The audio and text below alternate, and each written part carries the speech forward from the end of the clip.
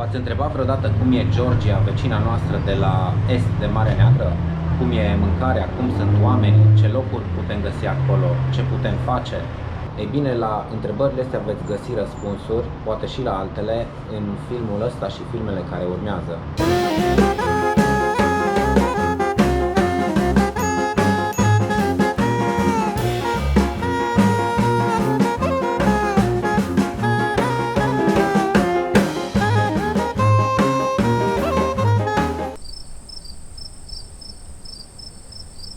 Bine ați venit în Polonia, după un trafic infernal până la aeroport în Cluj, o aglomerație la fel de infernală în aeroport.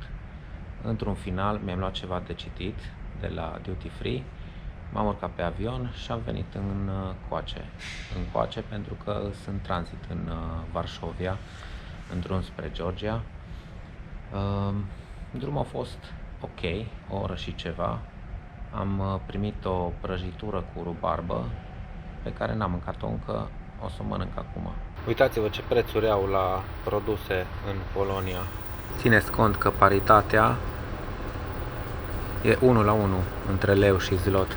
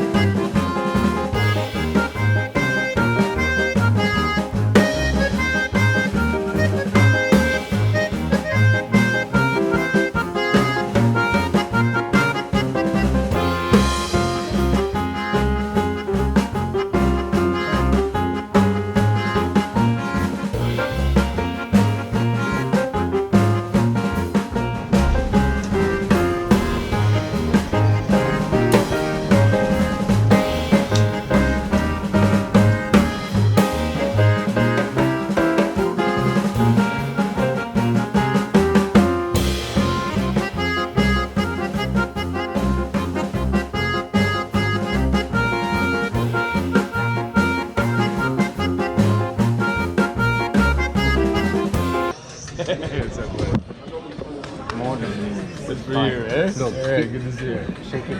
shake it like in Come on. Predator, you know, like this.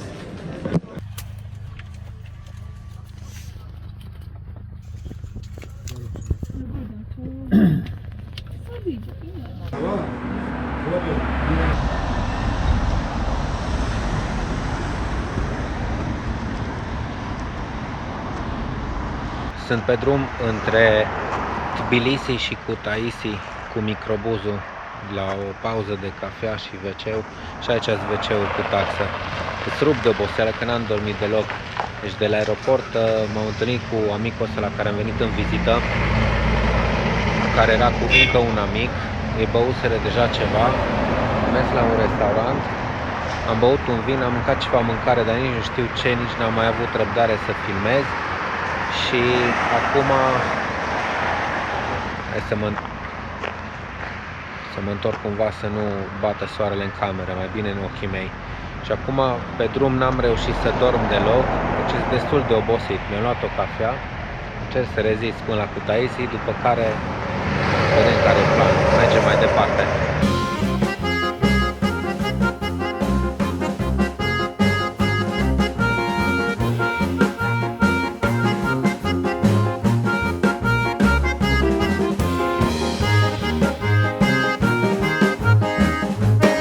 Am ajuns în Kutaisi, luăm alt autobuz, alt minibus din asta să mergem într-un sat mai mic.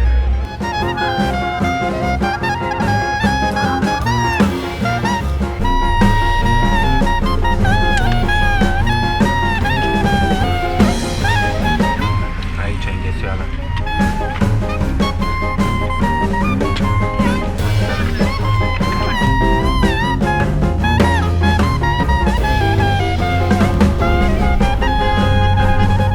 Ajuns la piața din sat, luăm niște chestii, fructe, ceva de mâncare și mergem spre casă.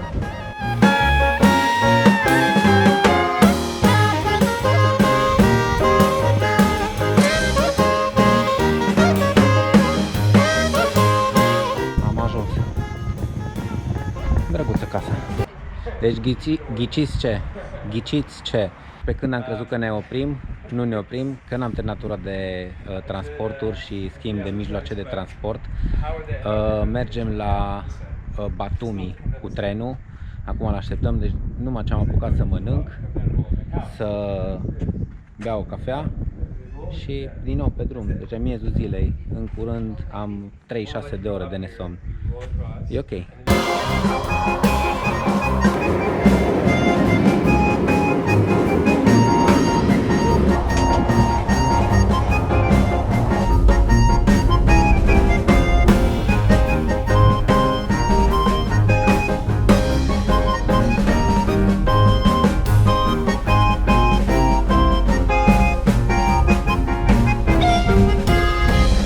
Și am ajuns în Batumi.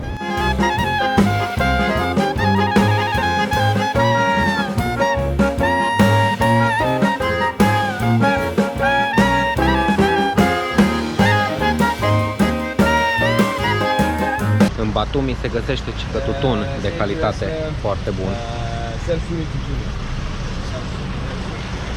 Hai să intrăm, că am văzut aici.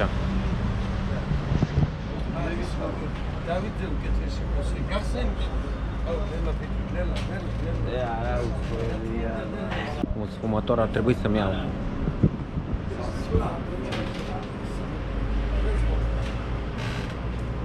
Hello.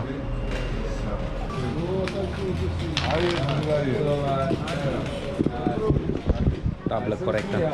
Dacă nu ești hotărât, omul îți face țigară.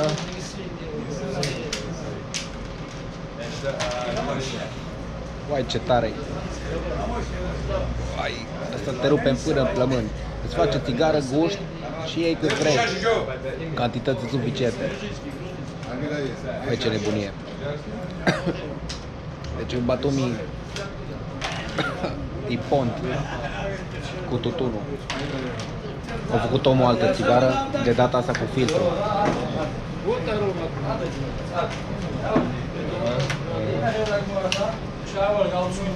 Total alt aromă. Și nici nu e necăcios. Nu, ăsta l-aș fuma. Gruzinski? Gruzinski. Ajarski. Zerski tabaki. Ce le trebuie aici? La de sitlamă, Dar țigara asta e bună.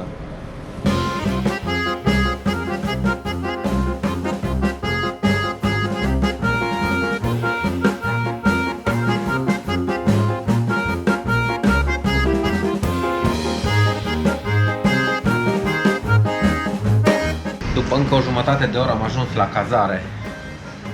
O cameră destul de ok, ca și cum e un pic neterminată. Bun, acum că am ajuns la cazare, să vorbim un pic, să vă spun exact care era planul. Planul era că nu era niciun plan. Amicul ăsta la care am venit m-a chemat de mai de mult să îi fac o vizită în Georgia și am zis ok, cu ocazia asta o să fac o excursie fără multe planuri. Deci știu 2-3 obiective din țara asta pe care aș vrea să le vizitez. Dar nu am nicio treabă și dacă nu ajung, nu e nicio problemă. Ideea e că m-am lăsat pe mâna lui undeva în procent de 70-80% până acum. Nu a fost un lucru rău, dar într-un final, dacă mă gândesc bine, am stat cam vreo 3-6 de ore, cred că sunt deja, de când n-am mai dormit. Am încercat așa să moței pe tren sau avion, dar n-am reușit deloc, nu se pot pune nici 5 minute, că n-am ațipit, am stat cu ochii închiși, dar tot timpul auzeam ce în jur. Acum nici nu mai simt oboseala, cred că nu o să mă culc instant, ci o să ies să mănânc ceva, să văd cum e orașul, încă nu știu. Deci am venit aici ca și, aproape ca și tipul ăla din emisiunea Diceman, dacă vă e cunoscută de mult pe Discovery Travel sau pe Travel Channel, nu știu cum se numea. Era un tip care călătorea prin Anglia și cameramanul sau el, în fine, dădeau cu zarul, având 6 opțiuni de la localnici. Îl întreba pe unul pe altul ce merită vizitat. 1, 2, 3, 6 obiective, dădea cu zarul, mergea la obiectivul care ieșea pe zar. Interesant. Și asta e că încerc și eu data asta să nu fac nicio pregătire. Până acum ce am învățat. gălăgie mare aici un pic de la trafic, sper să se audă. Ce am învățat în toată experiența asta de 24 de ore de călătorit, de mers cu mijloace de transport? Păi, în primul rând că e destul de dificil, adică e greu să te sincronizezi și ca ore și ca timp cu toate. În al doilea rând, prețurile sunt foarte mici în Georgia, între decent și ieftin, undeva cam acolo s-ar situa. Ca să vă dau un exemplu, un taxi cu care am mers vreo jumătate de oră și cred că am făcut vreo 30 de kilometri, într-un final am plătit echivalentul a 50 de lei. Prețurile la produse sunt foarte mici, de asemenea, apă, mâncare, tutun vrac, cum am luat de mai devreme de la vânzătorii aia din piață sau ce era gangul ăla. Un alt lucru pe care l-am învățat este că au o climă destul de blândă, dar totuși destul de mari variațiile de climă și vegetație venind dinspre Tbilisi spre litoral. Țara, dacă te uiți pe hartă, e ca și două degete cu ovale între ele, cele două degete reprezentând două șiruri de munți ale Caucazului, de sud și de nord. Tbilisi e unde se întâlnesc degetele, iar litoralul cu Batumi sunt partea cealaltă, la vârful degetelor. Ei, dinspre munți, înspre vale, se formează un curent de aer care, cel puțin în zona cu Taisi, a suflat frunzele din copaci, în sensul că acolo copacii erau cu foarte puține frunze. Mai sus era rece, deci dimineața chiar era răcoare, mi-era frig cu geaca pe mine. Acum suntem la 27 de grade în zona asta, climat tropical, cu plante tropicale, cu bananieri, cu palmieri, smochini erau și în Kutaisi. Oricum, dar e totul verde, adică ați văzut și în imagini și dacă n-ați văzut până acum. Curentul acela de aer e un curent care destul de constant suflă dinspre munți înspre litoral, de la est la vest. Și cam asta e țara. Da, mi-am amintit între timp, lari îi spune monedei din Georgia și paritatea dintre ea și leu este de 1,7, în sensul că dacă vezi un preț exprimat în lari, înmulțești cu 1,7 și ar fi prețul în lei, ca să fie mai ușor. Și acum, ați întrebat vreodată cum e Georgia, vecina noastră de la est de Marea Neagră? Cum e mâncarea, cum sunt oamenii, ce locuri putem găsi acolo, ce putem face? Ei bine, la întrebările astea veți găsi răspunsuri, poate și la altele, în filmele care urmează. Salutări și bine ați venit sau revenit pe canalul Plecați Departe!